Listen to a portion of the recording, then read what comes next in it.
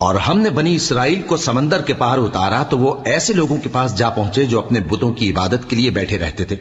بنی اسرائیل کہنے لگے کہ موسیٰ، جیسے ان لوگوں کے معبود ہیں ہمارے لیے بھی ایک معبود بنا دو۔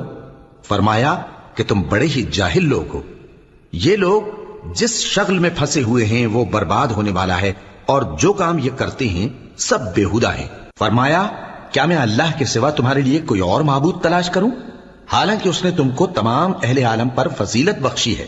اور ہمارے ان احسانوں کو یاد کرو جب ہم نے تم کو فرعونیوں کے ہاتھ سے نجات بخشی۔ وہ لوگ تم کو بڑا دکھ دیتے تھے، تمہارے بیٹوں کو تو قتل کر ڈالتے تھے اور بیٹیوں کو زندہ رہنے دیتے تھے، اور اس میں تمہارے پروردگار کی طرف سے بڑی آزمائش تھی۔ اور ہم نے موسیٰ سے 30 رات کی میعاد مقرر کی اور 10 راتیں اور ملا کر اسے پورا چلہ کر دیا، تو اس کے پروردگار کی 40 رات کی میعاد پوری ہو گئی۔ اور موسیٰ نے اپنے بھائی ہارون سے کہا کہ میرے کوہ طور پر جانے کے بعد